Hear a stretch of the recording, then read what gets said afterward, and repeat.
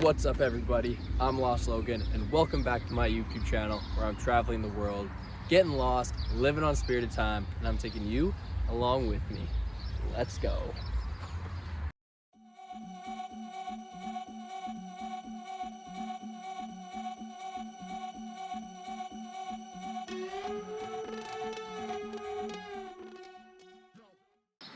After a great night out with the homies from the hostel, we decided to have a more chill day the next day and go see the botanical gardens and also the museum that was located in Auckland. Obviously, I had to start the morning off with a little hangover walk to clear the head. And then we headed off down to the museum. Came across this really scenic pond on our way there, which was unexpected, but so beautiful. And here are the botanical gardens. The smell and the colors were actually just popping off.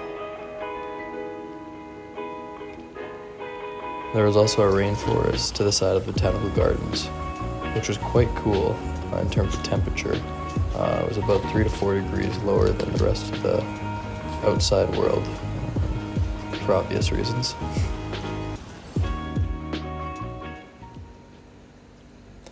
And then we got to the museum. Being on working holiday visas, we got it for free. What you're seeing here is a traditional Maori war boat that they used.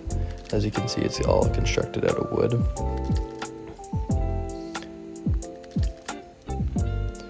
New Zealand's also on a big magma field with a ton of volcanic activity. And what you saw right there was a traditional Maori chief leader house.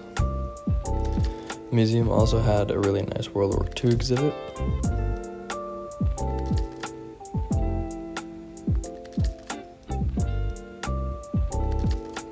And this exhibit was really cool as it was a working fighter jet engine which was used in World War II from this plane.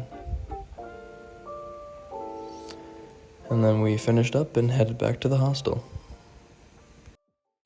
After the garden and the museum, we went back to the hostel as a group of us were going to Mount Eden to watch the fireworks for Guy Fawkes.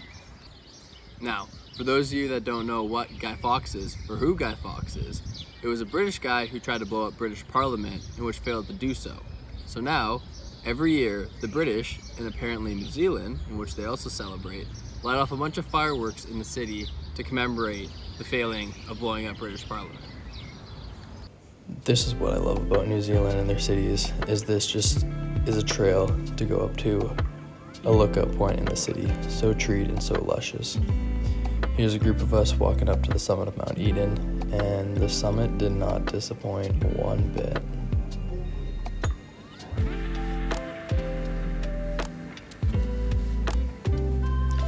Now, unfortunately, because of Guy Fawkes, Mount Eden was actually closing down for sunset and darkness because 2 years ago, fireworks actually lit it on fire. So, we tried to bargain with the security, but it didn't work. So, all we did was just head back to the hostel and see the fireworks in the city.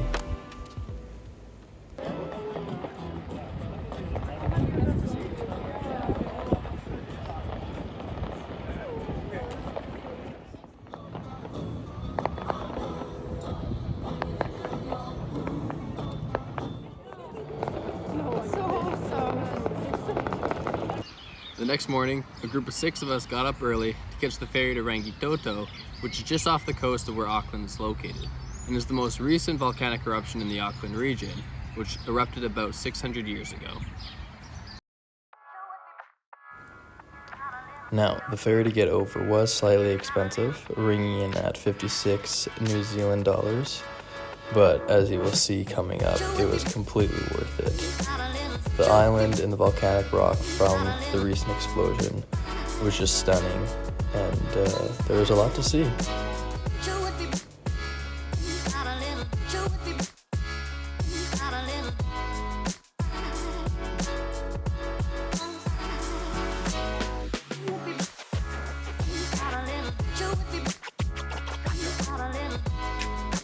Here you can see Auckland in the distance as we continue our way to the other side of the island to go to the beach.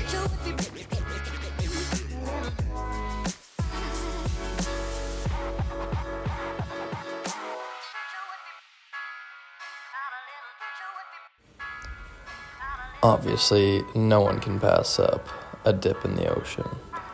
So we got on our bathing suits and took a dunk.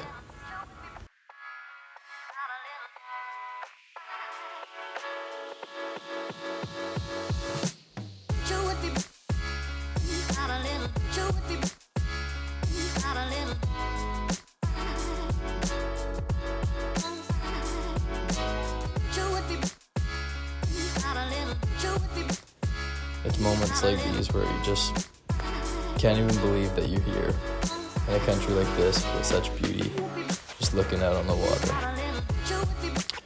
We backed up, kept on going, and rocked up to the top.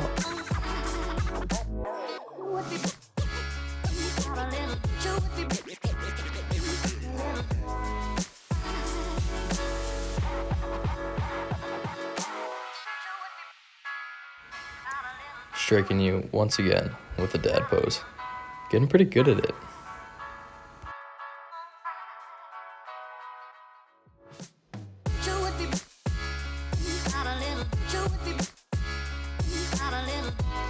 Finally coming up to the actual lookout point at the top of the peak.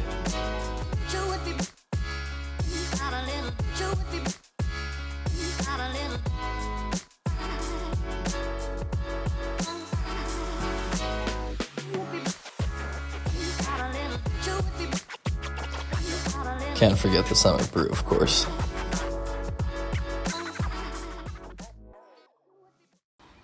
Now, walking around Rangitoto and seeing the peak definitely made it worth it for the price we had to pay to come over.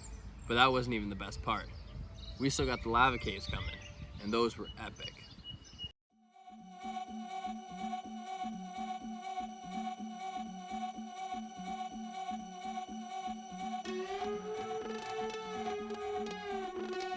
Yo, get the speaker box loud, hitting that stuff till you hearing that sound.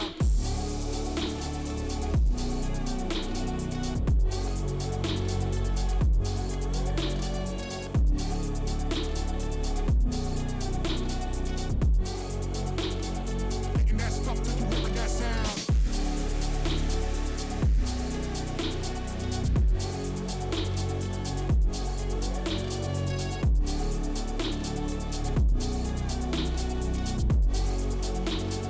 Hitting that stuff till you hearing that sound.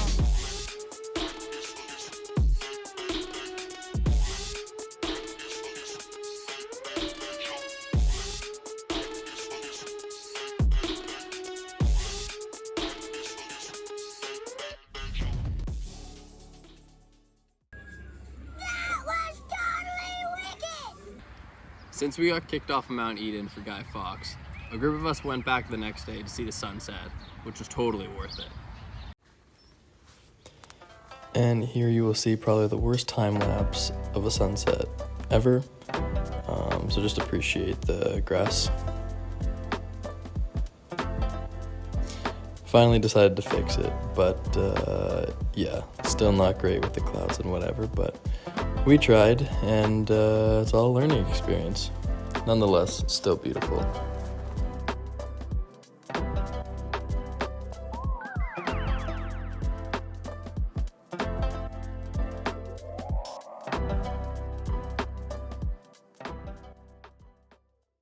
The next day was a day of relaxation, as the night was going to be pretty hectic.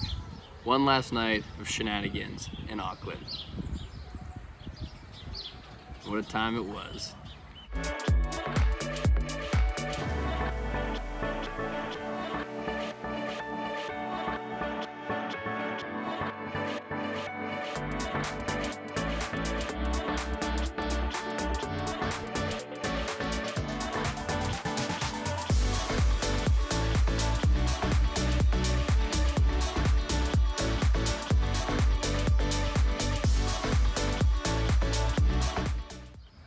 After all the games were played and the beers were drank, we rallied the troops and headed straight to the dance floor.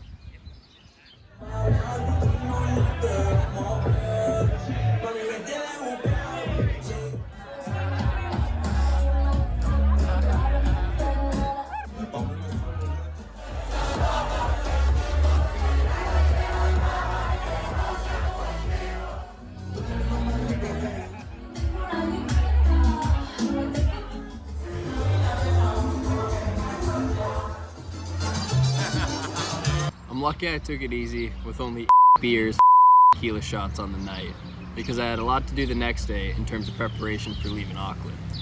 Always got to fuel up well after a hearty night out. And honestly, no one told me that I still had to do household chores while not living in a house. Kinda ridiculous. Nonetheless, did my laundry and headed to the bank so that one day I could finally earn money in New Zealand.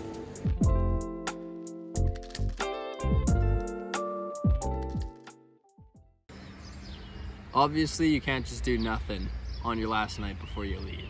So, a few of us took the ferry over to Mount Victoria, got some fries, hiked up, and watched the sunset over the Auckland skyline. And boy, was it memorable.